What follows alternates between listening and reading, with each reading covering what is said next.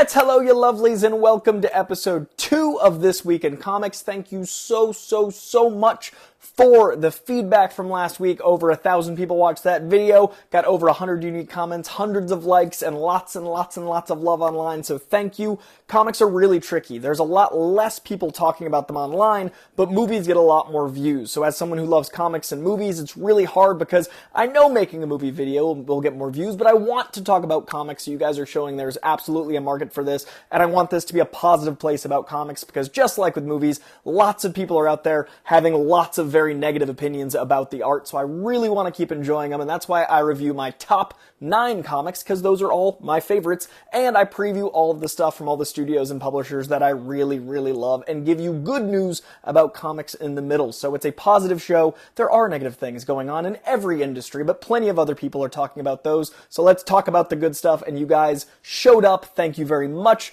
Please do subscribe to this page. I passed 22,000 last week. I'm trying to get to 25K by summer. I would really appreciate if you subscribe if you're not already, and comment below. Let me know what you're reading, what you're enjoying, what you think of this show, all that jazz. You know how YouTube works. Like, comment, share, subscribe. There's a lot of buttons. Press them. Without further ado, let's review my favorite books from last week, the first week of April. First up, we've got DC's Birds of Prey number 8. Now, this book is so consistent and so good. Not only is the art spectacular, but the story is captivating in a new way every single issue. It's a really great team book, but you're really invested in the individual characters that make up the team. This particular issue is the beginning of a new team. Issues 1 through 6 was the formation of the team. They were going to rescue Sin from the Amazons and deal with fighting the Amazons and having to face Wonder Woman herself. The team was crazy and dynamic. It had Big Barda, it had Harley Quinn. It was led for the most part by Black Canary, and now it's going to be Black Canary and Batgirl and some of the other team members from the first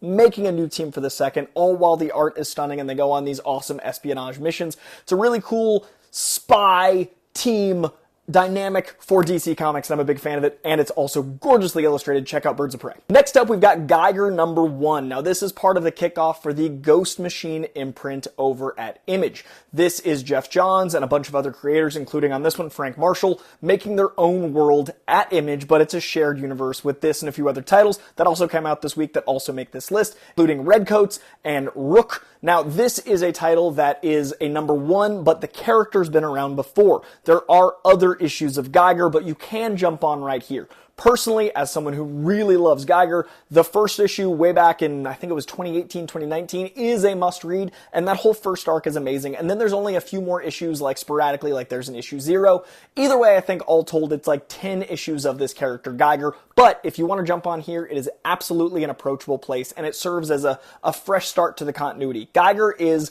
a man who lost his family when, in about 20 years in the future, I think it is, there is a giant nuclear fallout, and he becomes this glowing skull of a creature that defends people that are left out to die on the plains of this dystopian world.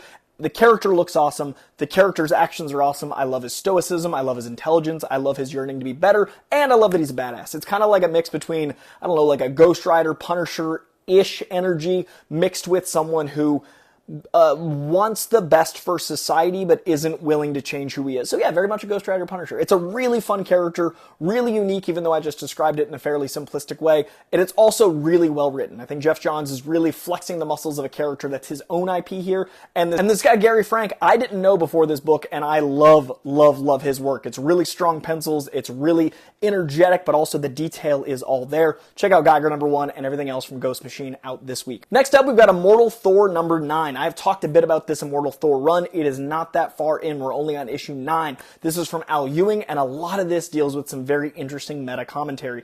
This issue in particular, I would not jump on. I would start with issue 1. Maybe you could start as recently as 7, because they kind of conclude that first arc with issue 6. But this issue in particular, without getting into too many spoilers, is about the loss of the essence of a character once it's become commodified. Thor is a god, he's an Avenger, but he's also an action figure. He's also played by an actor in a movie. He's all these things. And in this story, the Immortal Thor is dealing as a character with the concept of being commodified. I love this concept on dealing with capitalism. I love the allegory of Plato's The Cave. I love the message of something becoming a shadow of a shadow of a shadow of itself. I love the idea that when you're so spread out with so many perspectives, what are you? People are going to think of Thor differently than I do, than the writer does, than Chris Hemsworth does. What is Thor? And the book looks at that while dealing with the ramifications of that through the lens of the God of Stories, through the lens of the Roxxon Corporation, through the lens of gods and Marvel. It's really interesting. I really think this is a great spiritual sequel to Immortal Hulk, also from Al Ewing. It's a really fun take on Thor, and I really want more people to be reading it. Immortal Thor number 9, but go back to 1 and check it out from there. Now, usually my top 9 is B+, A-, A's, and A+, but there were so many good books this week that they're all A's. That said, I do want to give some love to The One Hand, The Last Mermaid, a few books that almost made the cut right there, as well as Poison Ivy. A few books were really close, but there were so many good books this week, it's just A's. Next up, we've got Rook Exodus. Now, I did like Redcoat, but I like this book just a scotch more. I enjoyed Redcoat, but so far the character is intentionally unlikable, and I'm waiting for that shift to where he's got like that unlikable, likable thing. So, shout outs to Redcoat number 1, but of the new Ghost Machine books, Geiger I already talked about, and now Rook are my 2 favorites. Rook is a character that feels like it's so rich in lore that we've already met him. The book does a really great job world building and showing this dystopian post-apocalyptic world off-Earth. We've met the on-Earth Geiger. Now, off-Earth, Rook is able to, because of the technology based around building this new world that humans are inhabiting, talk to birds. And it sounds silly, but it really works. It's got that Falcon energy of the 70s, but modernized. And not only that, but other people are charged with talking to animals to keep the ecosystem of the planet going. Again, sounds like it shouldn't work, but it does. It allows for a lot of really interesting animal commentary between humans and what animal they're drawn to, which allows for you to immerse yourself in these characters a lot quicker, and you really like our guy right away and the strife and struggle of what he's going through. He's one of the last people on the planet, he's the last guy in his colony, and it's dealing with the loneliness, the violence, the absurdity of being so alone as a human being while dealing with talking to animals. Really interesting book. Check it out. Next up, we've got Sensational She-Hulk number 7. I've loved this book from issue 1. I actually loved it in its last volume 2, also written by Rowell, and this one is a beautiful dealing with relationship story. This book is very relationship heavy. I think there isn't enough relationships like love stories in comic books. There's so much richness in the conflict of like Mary Jane and Peter Parker, which is a whole nother conversation over an Amazing Spider-Man. But I love the idea of someone being so torn between their time of being an Avenger, being a lawyer, being a solo hero, whatever it is. We already juggle so much with our time, and it's already hard to date in LA. Imagine being the She-Hulk and a lawyer and trying to date. So I love this idea. So She-Hulk goes on a date with her longtime boyfriend, who happens to be a guy that actually drained her of her powers once, and he runs into an ex that he had a lot of connection with, and hijinks ensue that feel like if Star Wars had that fun vibe of like Return of the Jedi, but was still set in space and dealt with dating, all of that with She-Hulk. Very fun time, very unique book. Check out Sensational She-Hulk. Alright, now this one is really special. This is Spider-Man Shadow of the Goblin number 1. This is by J.M. DeMatteis, and I was so impressed at this book kind of being a plug-and-play from when DeMatteis was on the books before. This guy wrote Kraven the Last Hunt. He wrote a lot of the iconic stuff of Spider-Man that's become, sequelized since. He's even written sequels to some of his stuff since. But this feels like you go right back to when he was writing Spider-Man, and it's a story of the Green Goblin and the Proto-Goblin. Now, Proto-Goblin's been around a bit, but I've never read a lot of them, and he's not a character that I really cared about. This makes me care about him a little bit. It deals with this era of Spider-Man, juggling being Spider-Man and Norman Osborn's insanity before full-fledged insanity, and it just feels uniquely like a young Peter Parker, but not if he was written today like Ultimate Spider-Man, like we just went back and found like an untold tale of Spider-Man, but not from the line, but like an unpublished one. There was a comic called Untold Tales of Spider-Man, so that doesn't quite work. Imagine finding a transcript of a comic from back in the day and them making it now. So it feels fresh, but classic, really unique stuff. I didn't expect this to make my top 9, but I really enjoyed it. Check it out. It's only on issue 1. Great jumping on point. Shadow of the Goblin. Then we've got over at DC, Superman 78, The Metal Curtain number 6. This concludes the Metal Curtain arc. Talked about this a little last week in the preview section. This is the end of volume 2 of Superman 78. Now, what Superman 78 is a continuation of the Christopher Reeve movies in comic book form. So this would be like a Superman 5 of that lore, and this deals so beautifully with a take on Metallo. It deals with what the Russian viewpoint is versus the American viewpoint. It deals with truth, justice, and the American way, but not in a way that feels like an inauthentic rah-rah, but in a way that feels authentic to how a lot of people see America, not just some people seeing America. And it's really heartwarming to feel the patriotism that feels earned from Superman. It feels so special to have this conversation. It doesn't have to, you don't elevate America by crapping in other places, and it really embodies that. I love the supporting cast. I love how Superman acts here. This whole run, volume 1 and now the end of volume 2, embody how I feel about Superman, and I was really impressed at an adaptation of a movie being this good and it's an adaptation of a fictional sequel to a movie. Check out Superman 78, both volumes, spectacular. All right, in the home stretch, next up, we've got Void Rivals number 8. This is from Skybound, and this is from Robert Kirkman himself. If you're enjoying Invincible over on Amazon, absolutely check out this book. That is Kirkman as well. He wrote the original series that ran such a long, consistently great run. This is a new book from him, and it deals within the Transformers G.I. Joe shared universe we're dealing with now, but it's independent of it in its own way that you don't need all that lore. It's two characters, star-crossed, lover, rival friends. They're from opposite factions of this alien race that were basically indoctrinated to hate each other and realize they're more and more alike than you think. It's a tale as old as time, but it's really well told here. Love the technology, love the rivalry, love the new big bad that's introduced in this issue, and I love this feel of like sci-fi pulp. It feels like an 80s comic in all the best ways when they were doing a lot more sci-fi then, but with Kirkman's sensibilities, highly recommend it. And last up for my favorites of the week is X-Men 33. This is the conclusion of the Krakoa saga. This is one of the last issues within Krakoa because we're all about to get a giant reboot in May of the X-Men, starting with a bunch of new titles. I'm going to do a lot of videos about the X-Men, especially in the comic stuff coming up on this very show. But this issue blew me away. It feels like all of the intense action and teamwork you want from the X-Men. It's got some great Kitty Pryde moments. The art is absolutely stunning. It deals with the badassery of Cyclops in a really unique way. This book is all of the energy you get from X-Men 97, but without having to follow the X-Men 97 like continuity. This is where the X-Men stand right now post-Krakoa. So if you're loving X-Men 97 and that feeling of unity, teamwork, family, but you want that to feel the comic sensibility, if you want that to feel like the Krakoa sensibility, this issue in particular felt like this perfect blend of everything I love about X-Men 97, everything I did really like about Krakoa, which I didn't like as much as most people. I enjoyed it in the beginning, but I'm loving it in the end. The middle ran a little long for me, but I'm loving the end of Krakoa. This issue is spectacular. Check out X-Men number 33 as we head to the giant reboot over all the X-Men books, and those are my favorite comics for the first week of April. Those are my top 9. You can see them right here. Please, again, remember, follow, like, subscribe, all that stuff as we get into the comic book news right now. In comic book news about the actual comics themselves, there was a record broken last week for the highest sale for a comic ever. And Action Comics number 1, the first appearance of Superman, one of the most iconic comics of all time, sold for a record $6 million, beating another record set by Action Comics number 1. That is now the number 1 and 2 highest sale ever for a comic book, which is insane.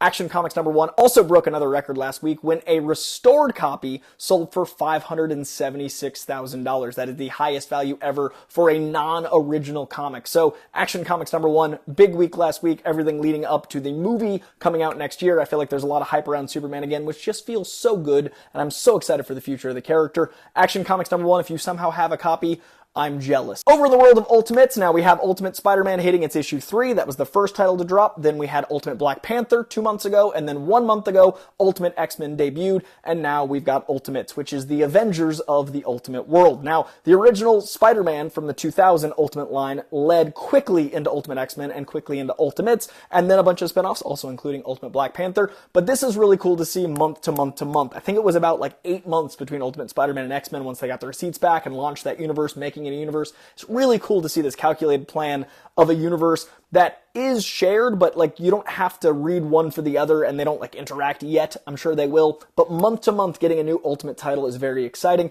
We got some of our first looks at the designs of these Ultimate characters. I'm going to show them on the screen as I'm discussing it. Ultimates drops next week. Ultimate Spider-Man sold out, I think, up to its 5th printing with issue 1. Ultimate X-Men sold out. Ultimate Black Panther sold out. So if you're a comic collector or comic fan, I hope you're both, not just the collector, not maybe just the fan, but I'd rather you be just a fan. Don't buy them for value, buy them to enjoy them. But either way, check out Ultimates, as I'm sure it's going to be a very, very hot ticket item and probably an exceptional read. And finally, in a bit of double Rob Liefeld news, it was announced this week that he is going to be writing a memoir of his storied career. Now, this guy, I love the guy, but love him or hate him, you cannot deny the man has had a huge impact on this medium. I know a lot of people aren't the biggest Liefeld fans. Personally, I think the way he sees the world is so fascinating. The characters he's given us are so fascinating, and I cannot wait to see a memoir discussing all that he's done and the world as the way he sees the comic industry. His podcast, Robservations, is one of the biggest comic podcasts out there, and the book will also be called Robservations. Now, he also co-founded Image, which to this day is the third biggest publisher in the world. I think Boom Studios is catching up, but I think Image is right there at number 3 as it's been since the 90s. So at the end of the day, the impact on X-Force, on bringing us Deadpool, Cable, lots of other incredible characters, and publishing itself with Image, I'm really excited to see what Rob Liefeld says about the world of comics at large. I can't wait to read it. And speaking of Rob Liefeld, it was announced this week that we are getting an Evangeline movie. And this is coming from producer Margot Robbie, who might star as well. We don't know, but she's producing after producing Barbie.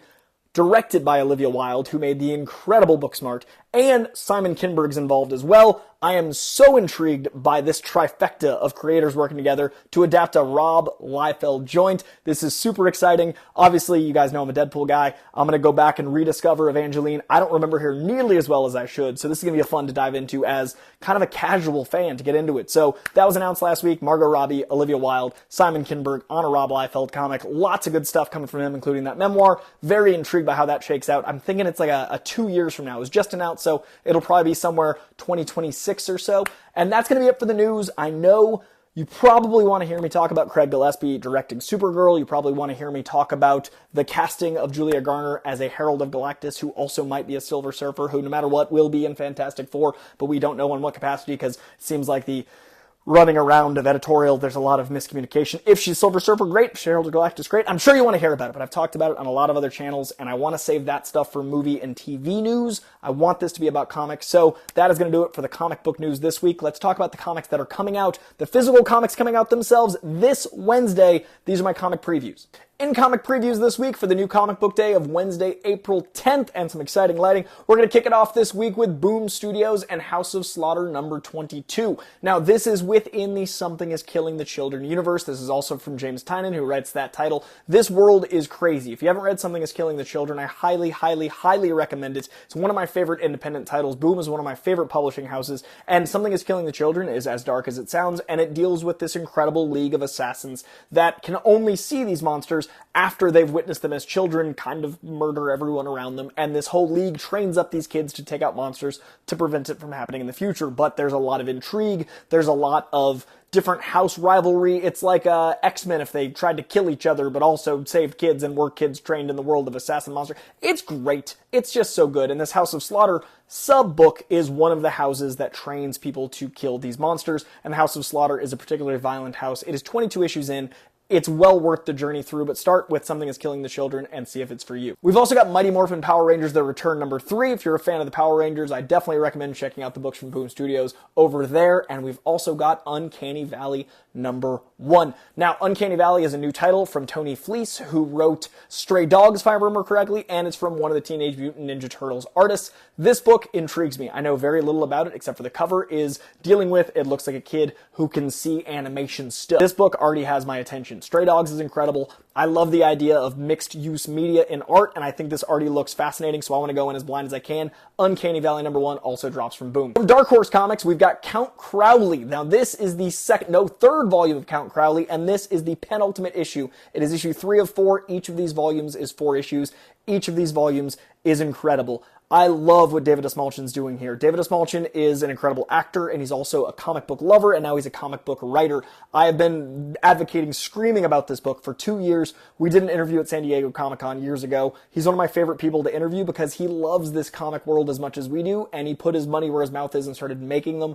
This book is like if the Crypt Keeper and Jessica Jones were one person. Imagine a badass, totally in over her head, doesn't want to deal with anyone's crap woman, got put into the position to be the Crypt Keeper job for local access TV and discovered monsters were real and became a reluctant monster hunter. Fascinating world, so much fun. If you like Universal monsters and that classic monster motif, this book is absolutely for you, and David Dastmalchian writes the hell out of it, and Lucas Kettner is such an incredible artist, and he makes this book so rich and incredible. Highly recommend any volume of David Dastmalchian and Lucas Kettner's Count Crowley. Start with number 1, or at least start with this volume's number 1. It's on issue 3. Check it out from Dark Horse. I'm going to be a little bit more brief about these because I do feel like the main 2 don't need my help selling books as much as others, and during my reviews, I can tell you what the books are about, but Coming from DC, I can comfortably let you know that we've got Action Comics 1064, we've got Batman the First Night. Now this is a throwback Batman title, so it's a lot more classic. It's set in the 40s, it feels like the 40s. Batman has a hyphen for a reason. We've got Batman Dylan Dog. If you're a Dylan Dog fan, this team up is absolutely for you.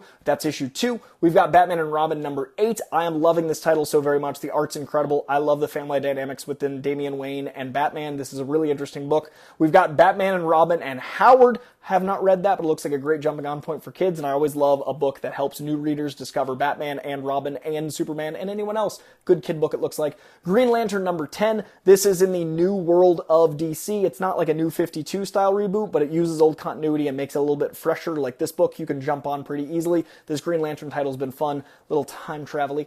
We've also got Outsiders number 6. Not gonna lie, don't know what that book is. Red Hood The Hill is a very crime-ridden, a little bit more aggressive, like a street-level book, and it deals with Red Hood being very different in his vigilantism from Batman, a little more community-driven. Sinister Sons number 3, not my cup of tea, but if it's yours, it is coming out with issue 3 this week. Speed Force number 6, if you love the Speed family, get in there. And Suicide Squad Dream Team number 2. All that from DC this week. From Dynamite, they continue to crush it at the Disney IP stuff. I love their Lilo and Stitch. It's on issue 2, but this week, they're dropping Hercules number 1. If you love the Hercules movie and you want to get into comics, if you want to read Hercules comics, check out Dynamite's Hercules number 1. I'm so excited to check this one out. I'm super intrigued by it. I'm also excited to get into Thundercats number 3. First 2 issues sold like crazy. If you got your hands on them, I'm very jealous. I'm very happy for you. But issue number 3, things are escalating, and the world of Thundercats is really fun in the comic medium. Over from Image Comics this week, I'm most excited for Napalm Lullaby number 2. This is a fun, different take on heroes, and it definitely skews a little darker like Squadron Supreme, a little bit of a commentary on them. Then we've got Phantom Road number 10 that I'm very excited for. I am loving this book. The illustrator did some of my favorite work on Vision, and that is the book from Tom King that strongly inspired how Vision was portrayed in WandaVision. If you haven't checked out Vision, highly recommend it. Same illustrator. Phantom Road is a trucker that basically warps into another reality with a passenger that has undead tidings. There's a lot of zombie stuff. There's a lot of intrigue and mystery. There's a lot of past trauma. It's a very intense horror book, but I'm really digging it. Rat City number 1. Don't know what that is, but it looks like it's got Spawn in it, so I'm going to be checking it out. We've also got a new Transformers issue dropping this week. Image consistently killing it.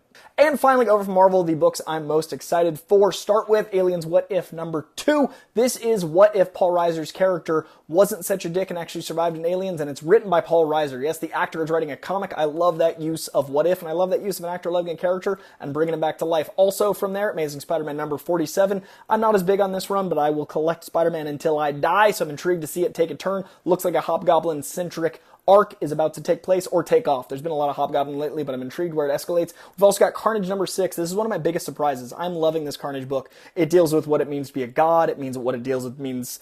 It deals with what it means to be a god as a sense of power, as a sense of like ascent, as a sense of having followers, what it means to Carnage. This character is so fascinating right now in issue 6, looks fantastic. Edge of Spider-Verse number 3 guarantees some new Spider-Man get involved, and that is where they're pulling a lot of the Spider-Verse characters from in the movie, so it's fun to see them get some origins and to see some creative ideas on what Spider-Man can be. Fantastic Four number 19, I think this is the best Fantastic Four run I've read. I think it's hard to top Wade and Ringo, but this one right there, it's right there, tied for first with that one for me. I love the Hickman stuff. I love, obviously, the Kirby Lee stuff, but this run is so science-based, so captivating, so full of adventure. I cannot speak higher about this book.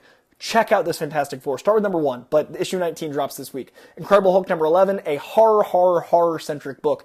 Nick Klein on pencils, who is a great Deadpool artist, and I love his use of horror and visceral effects here. If you like your Hulk horror-y, check out this Incredible Hulk run. The Invincible Iron Man number 17 drops this week. This is the conclusion or maybe penultimate issue in this giant arc dealing with Stark Tech being used to make Sentinels and him being ousted at his own company and him fighting the Sentinels as Iron Man, getting a new metal to make him stronger. A whole thing with mutants and hijinks tying directly into Krakoa, and I'm excited to see where this issue goes. We've got Miss Marvel Mutant Menace number 2. I could not recommend the last 2 Miss Marvel arcs more. The last one was written by the incredible Miss Marvel herself, Kamala Khan, and I really love her voice as the character, and she used it well here. And then this sequel title is also an absolute blast with Miss Marvel as a mutant herself. Then we've got the Resurrection of Magneto number 4, because, Magneto can't stay dead too long. A few Star Wars books, that is not my thing, but they're coming out this week. We got Star Wars Darth Vader 45, High Republic number 6, and Thrawn Alliances number 4. We've also got a Symbiote Spider-Man 2099, which combines the madness of Miguel O'Hara with the Venom symbiote, both of that future world, and it's a very interesting take on both characters. I'm really liking it more because it's so uniquely out there. Sometimes 2099 gets bogged down in lore. This one is not. Ultimate X-Men number 2. This book is so unique because it's written and illustrated by Peach Minoko, and her world is so whimsical, but the world is so dark, so the art is light and the world is dark. It deals with like very heavy concepts, but in a really unique way. I'm curious to see where it goes. It doesn't feel like an X-Men book yet, but I see where it could.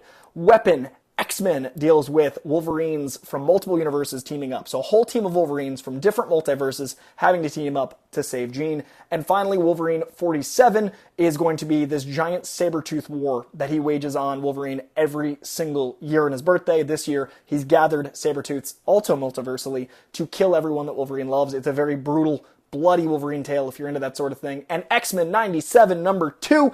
X-Men 97 number 1 sold out in a day.